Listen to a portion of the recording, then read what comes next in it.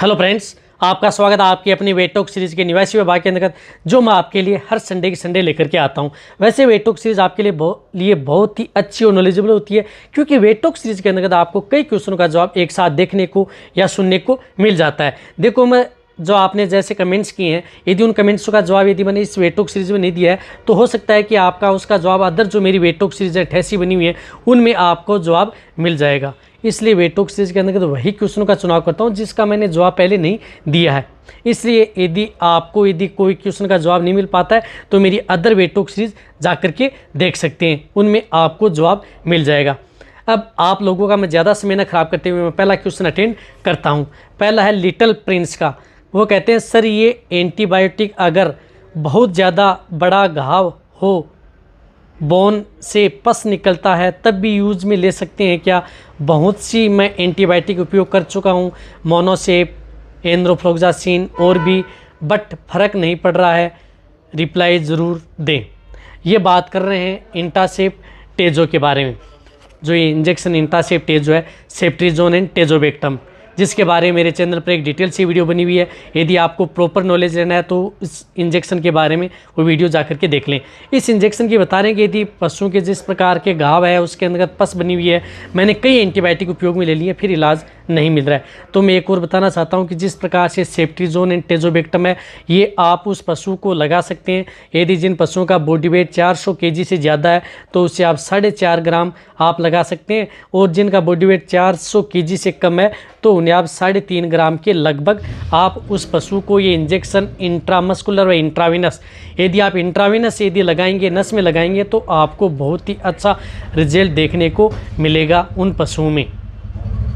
यदि आपने बहुत सी इस प्रकार की एंटीबायोटिक लगा लिए, ये इंजेक्शन लगा सकते हैं लगातार 3 से 4 दिन उस पशु को, जिससे ये पसने शुरू है, क्योंकि ये ब्रॉड स्पेक्ट्रम एंटीबायोटिक है, बड़ी एंटीबायोटिक है, सेफ एंटीबायोटिक है, ताकि आपके पशु को, और ये जो एंटीबायोटिक होती हैं ये आप अपने जो नज़दीक पशु चिकित्सक है उनके द्वारा ही ये लगवाएं। लेकिन ये एंटीबायोटिक उस पशु को दी जा सकती है जिन पशुओं को किसी भी प्रकार का घाव है, या आप ऑपरेशन करने के बाद में भी यदि घाव बन जाता है, सर्जरी के दौरान भी इस एंटीबायोटिक का बहुत ही अच्छा रोल है।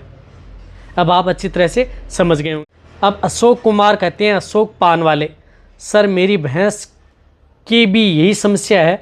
6-7 दिन से भैंस ना तो कुछ खा रही है, ना ही मलमूत्र कर रही है, ना ही जुगाली कर रही है। भैंस बहुत परेशान हो रही है और वह 8.5 महीने की प्रेग्नेंट भी है। सर आपसे गुजारिश है कि कृपया कोई इलाज बताएं। देखो, आपकी भैंस 6-7 दिन से कुछ भी नहीं खा रही है तो आपके पास यदि नज़दीक यदि वेटरनरी डॉक्टर है तो उनकी सलाह ज़रूर लेनी चाहिए, क्योंकि वो भैंस आपकी प्रेग्नेंट है।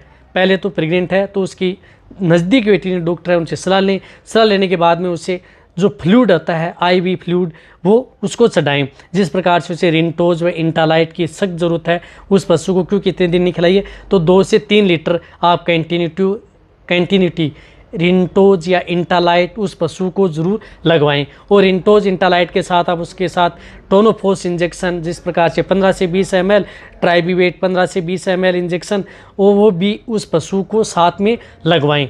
और साथ साथ उन पशुओं को जिस प्रकार से यदि बी कॉम्प्लेक्स, जिस प्रकार रूमेरिक आता है कि इंजेक्शन एमिनो एसिड्स, उस इंजेक्शन का भी आप उस पशु पर प्रयोग करवाएं 10 ml तक।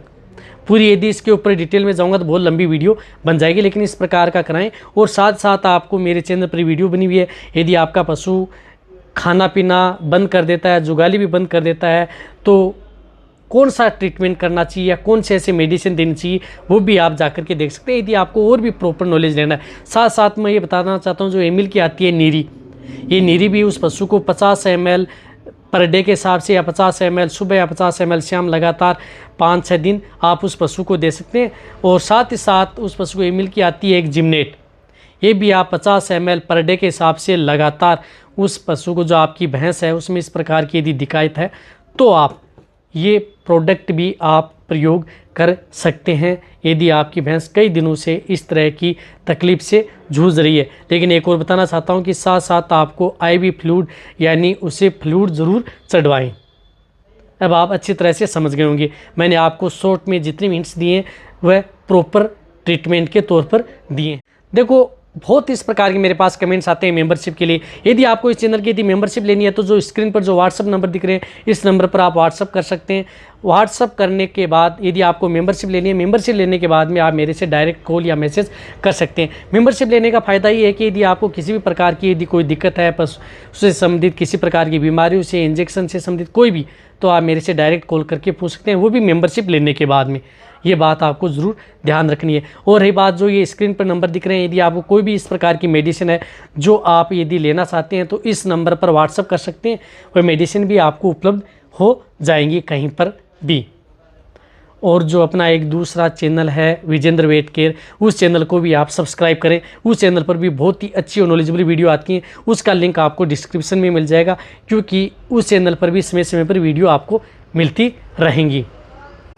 अब GH मौत कहते हैं, मेरी गाय को थन में जख्म हुआ, अब जख्म से दूध निकलता है, उसका इलाज बताएं।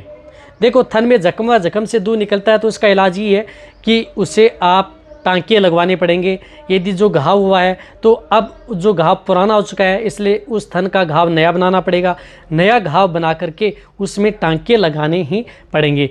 टांके ही उसका एक समाधान है, क्योंकि उससे दूध निकल रहा है, उसमें घाव हो रहा है। इस प्रकार की कोई ऐसी मेडिसिन नहीं है जिसे यदि आप उसे वहाँ पर जो घाव बना हुआ है वहाँ पर यदि आप लगा देंगे, क्योंकि टीट में है तो टीट में एनी टाइम यदि दूध आता रहता है तो आप इस तरह की कोई मेडिसिन तो आप लगा नहीं सकते जिससे वो घाव भर जाएगा और वहाँ से बंद हो जाएगी।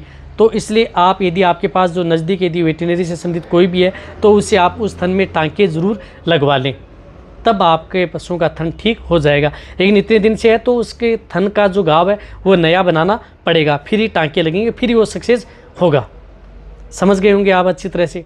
अब दीपक ठाकुर कहते हैं, गाय की AI करवाने के बाद ग्रीन घास देनी चाहिए या नहीं प्लीज़। देखो, एक और बताना चाहता हूँ कि जब यदि आप अपनी गाय की या भैंस की किसी की भी AI करवाते हैं तो आप आराम से दे सकते हैं, कोई दिक्कत नहीं है। हरा चारा खिलाएं, किसी भी प्रकार का कोई दिक्कत नहीं है, लेकिन कम देना चाहिए। उसकी मात्रा ज़्यादा न दें, लिमिटेड दें, बहुत ज़्यादा न दें।